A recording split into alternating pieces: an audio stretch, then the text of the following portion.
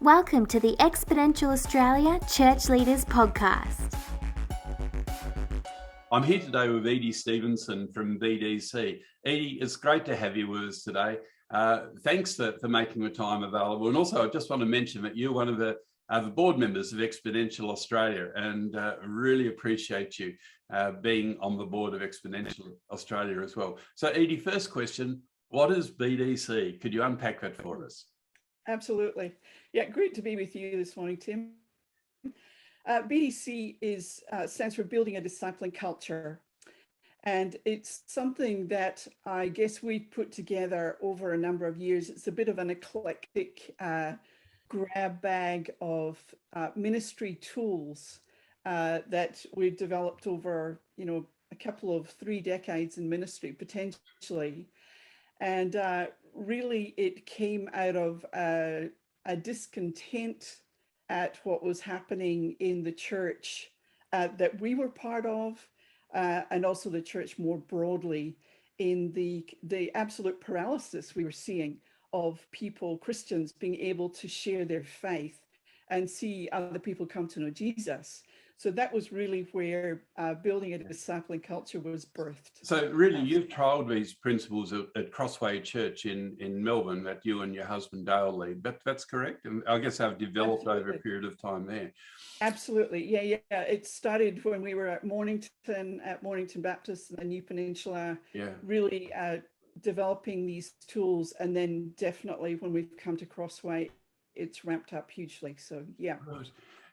One of the things I think that's startling about Crossway and about the work that you've been doing there is the rate of baptisms that you have. And whilst we're not into comparisons, it's not competing with other churches, but it's markedly different to the rate of baptisms across the remainder of the evangelical church in Australia. Would you care to comment on that and shed a bit of light on that? Yeah. And really that was our impetus for taking BDC out of Crossway and more broadly. The church in general averages about 100 people showing up to worship. We'll see one person come to know Jesus per year, which is appalling.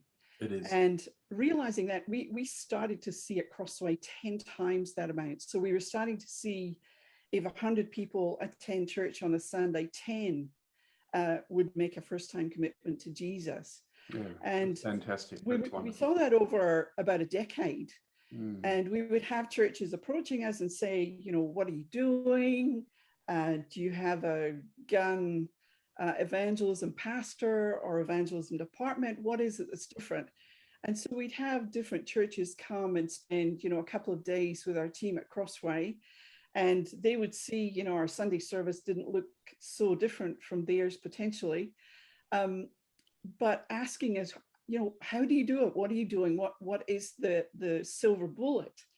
And of course, there is no silver bullet, but we have developed over years across all of our departments, across everything we do, is this missional impact that no matter what position you have at Crossway, we all have the mandate on us to be disciples that make disciples. Yes. And that has, there's only we're never sure what the percentage of Crossway is who've actually embraced that, but the percentage that have embraced it, we're seeing 10 times the national average of people coming to know Jesus, which is fantastic.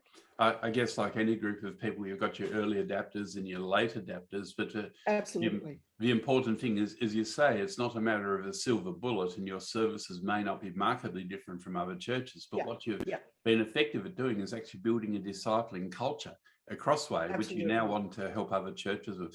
So can you give us an idea of the churches, the kind and style of a number of churches that you're currently working with here?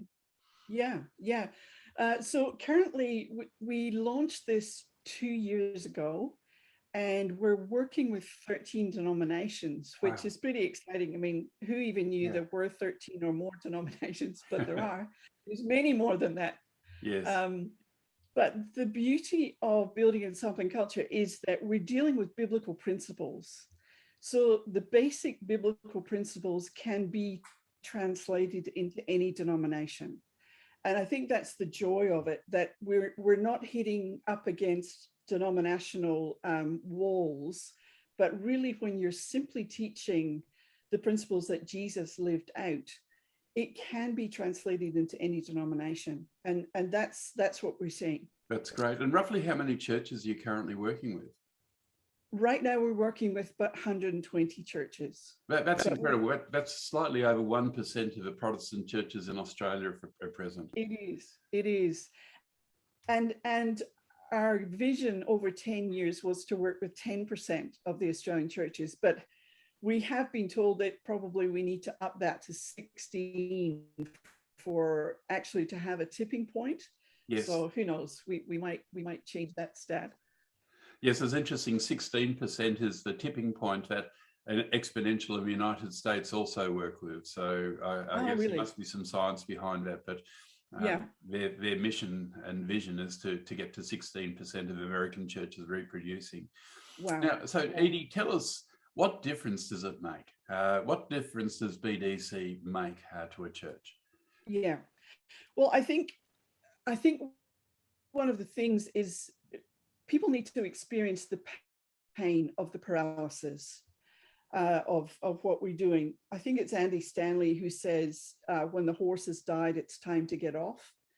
But there's a lot of churches on dead horses thinking we will achieve a different outcome next year. So the difference that we're seeing is actually to change the narrative of what's happening in the church. So it involves an unlearning of what a lot of churches have been doing for so many years, running, so busy, running so many programs, but to actually unlearn some of that stuff and to relearn what is actually making impact. So not just running programs for program's sake, or because there are children in the area, or because there are youth in the area, but actually looking at how can we impact, how can we change lives by what we're doing, not simply running a program. The success is not having however many people in your facility. That's not success. That's simply process. But success is actually seeing lives changed, people coming to know Jesus and the impact of that. So the difference we're seeing is actually mobilizing ordinary people. It used to be a Christian, the highlight of a Christian was to invite someone along to church for the professional to share Jesus with them. Yes. But actually realizing that we all have that mandate on our lives. So it's mobilizing the church broadly. So as anyone, anywhere, anytime can share Jesus.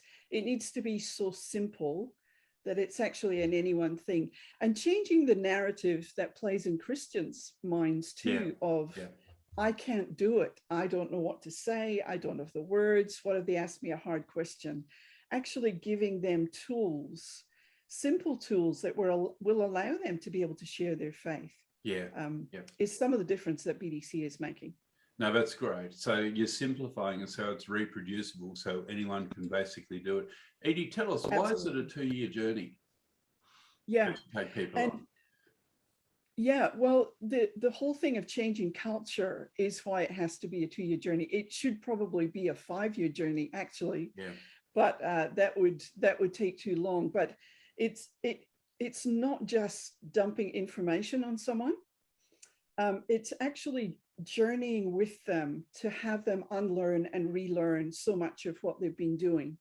So it actually takes at least that 2-year journey of, so building a discipling culture is we work with the leader of a church, he or she, and a group of people that they gather around them. So maybe 5 or 8 people from their church. And then what we do is we actually coach them on a fortnightly basis via Zoom. We meet with them for 1 hour a fortnight. And so it's not just the pastor who's hearing what's happening and he has to then tell everyone in his church, but it's the pastor and a group that they have gathered around them are all on this journey together, and they're developing their own personal stories of evangelism. So it's not hearsay, but it's actually they become practitioners of sharing their faith. And I remember one of the churches I was working with, the pastor said to me, to my absolute shame, I've been a pastor for 30 years and I've never done this. I've never walked with someone until they came to know Jesus. Wow. And I think that story could probably be repeated many times. Oh dear. Yeah. I think what you just highlighted there is that sometimes as church leaders, we can make the mistake of thinking that our role is just to lead, but none of us are exempt from a commission to go and make disciples. Absolutely. And we Absolutely. have to do that. So, and to hear the church pastor saying, I am reading the Bible with someone at the moment who doesn't know Jesus, or I am walking with someone at the moment who doesn't know Jesus. So I'm not simply telling my congregation that they should be doing that, but I'm actually living this myself. Yeah. And here's absolutely. my story. I think there's nothing better than doing that, to be honest. It's I can certainly relate to that. So tell me, Edi, across the churches that you're working with, are there any common obstacles or problems that the churches face in building a discipling culture? And do you have any advice on how they can overcome those? Yeah. Change is probably one of the problems. We encourage the churches to go through everything they do and to ask the why question. Why are we doing this? Why are we running that? And then to look at the impact as well. So I think that's one of the biggest hurdles, is that people feel that they need to run programs. That's what they've always done. So actually be able to achieve more by doing less, by doing it differently, is something that they have to really wrap their heads around. So that is definitely one of the problems. But I think, again, because we're on that 2-year journey with them, we're able to discuss every fortnight what's happening in their specific church. So it's not just a general dump of information, but it's actually working with that church, saying, how are you going with this? What are the things that you've discovered last week that were hard? What are some of your wins? So being able to encourage them, being able to pray with them, being able to support them. And the accountability is huge too, because I think if you know that someone is coming back the next week and is going to ask you again how you went, that accountability does wonders for us. We respond to accountability amazingly.